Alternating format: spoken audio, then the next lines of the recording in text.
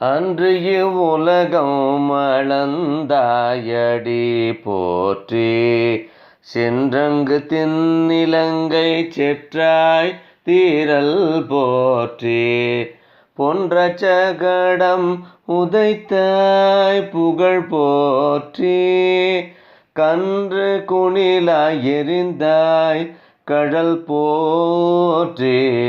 குன்று குடையாய் எடுத்தாய் குணம் போற்றி.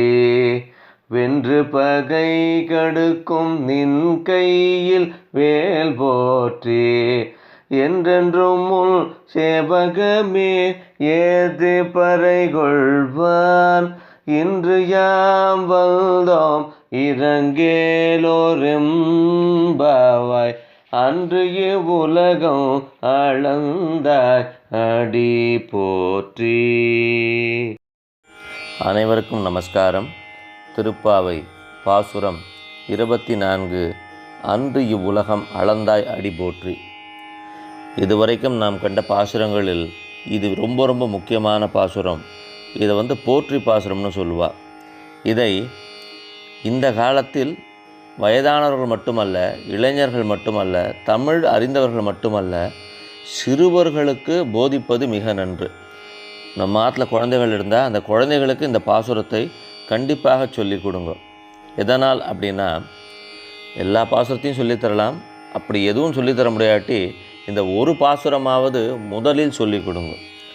முன்பு பாசுரத்தில் பார்த்தோம், அந்த சீரிய சிங்கம் என்ற அந்த பதமானது நம்முள் இருக்கக்கூடிய அந்த பக்தியின் பால் ஏற்பட்ட சந்தேகத்தை விளக்க வல்ல ஒரு மந்திரம். பகவானின் அருமை பெருமைகளை உணர்ந்து கொள்ள அது ஒரு அருமையான மந்திரம். இந்த பாசுரத்தில் பகவானின் பலவித பராக்கிரமங்களை, அவன் எந்தெந்த அசுரனெல்லாம் அழித்தானோ அது அத்தனையுமே ஆண்டாள் மிக அருமையாக சொல்கின்றாள். முக்கியமான விஷயம், இந்த ஜீவாத்மாவானது எப்பயுமே யோசித்து கொண்டிருக்க வேண்டிய விஷயம், எப்பொழுது பார்த்தாலும் சென்று அடைய வேண்டிய விஷயம் பகவானின் திருவடி. அந்த திருவடியை பற்றி இந்த பாசுரத்தில் மிக அருமையாக சொல்லப்பட்டிருக்கு. உலகளந்தான், ஏற்கனவே ஓங்கி உலகளந்த மற்றும் 300 பாசுரத்திலையும் ஆண்டாள் இந்த உலகளந்தானை பற்றி கூறியிருக்கின்றாள். இந்த பாசுரத்திலையும் அந்த அடிகளை போற்றுகின்றாள். உலகளந்தான்னு சொல்லும்பொழுது அதில் 2 விதமான அர்த்தங்கள் வெளிப்படுகின்றன. ஒன்று, நாம் எப்பொழுதும் காண காத்து கிடக்கும் பகவானின் திருவடி. 2வது, நாம் இருக்கக்கூடிய இந்த பௌதீகம் சார்ந்த லௌகீகம் சார்ந்த உலகம் மொத்தத்தையுமே ஒரு அடியில் அளந்துட்டான். ஸோ பகவானுடைய குடையின் கீழ் நாம் இருக்கின்றோம். அவனுடைய திருவடியின் கீழ் தான் அந்த உலகமே இயங்குகின்றது. இந்த உலகத்தில் இருக்கக்கூடிய எந்த ஒரு எதிர்மறை சக்திகளும் நம்மை பகவானை தாண்டி அச்சுறுத்த வாய்ப்பு இல்லை. அதை புரிஞ்சுக்கோங்க. எல்லாமே பகவானுக்கு கீழே தான் இருந்துட்டுருக்கோம். அதனால் நாம் இருக்கக்கூடிய இந்த உலகத்தின் பால் தான் நமக்கு ஒரு பயம் ஏற்படுகின்றது.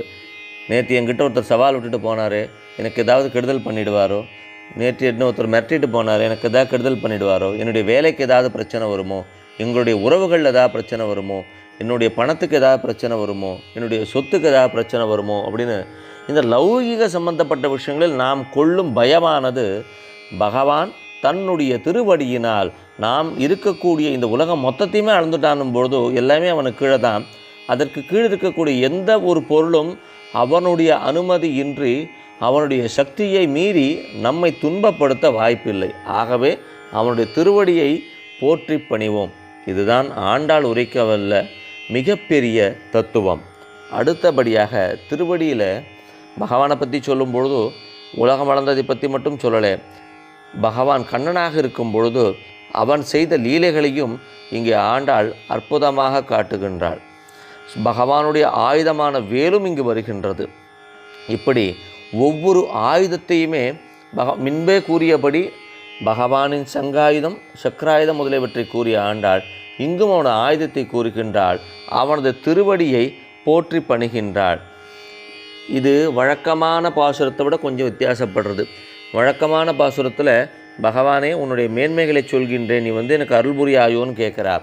இந்த பாசுரத்தில் அந்த மேன்மைகளை ஆண்டாள் உரைப்பது கூடியிருக்கக்கூடிய ஆயர்குல பெண்களின் நம்பிக்கையை வளர்ப்பதற்கு மற்றும் ஜீவாத்மாவாகிய நாம் எக்காலத்திலும் எந்த துயரத்தையும் எண்ணி கவலைப்பட வேண்டாம்.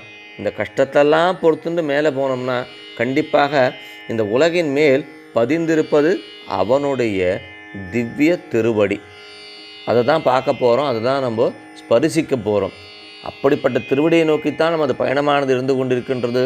ஆகவே கவலை கொள்ளேல் அப்படின்றத ஒரு அருமையான நம்பிக்கை ஊட்டக்கூடிய இந்த போற்றி பாசுரத்தை நாம் தினமும் அனுசந்திப்போம். நம்முடைய அடுத்த தலைமுறைக்கும் இதை கொண்டு சேர்ப்போம். நன்றி மற்றும் வணக்கங்களுடன் கூரம் திருவாழி சுந்தரம் முகுந்த ராமானுஜதாசன்.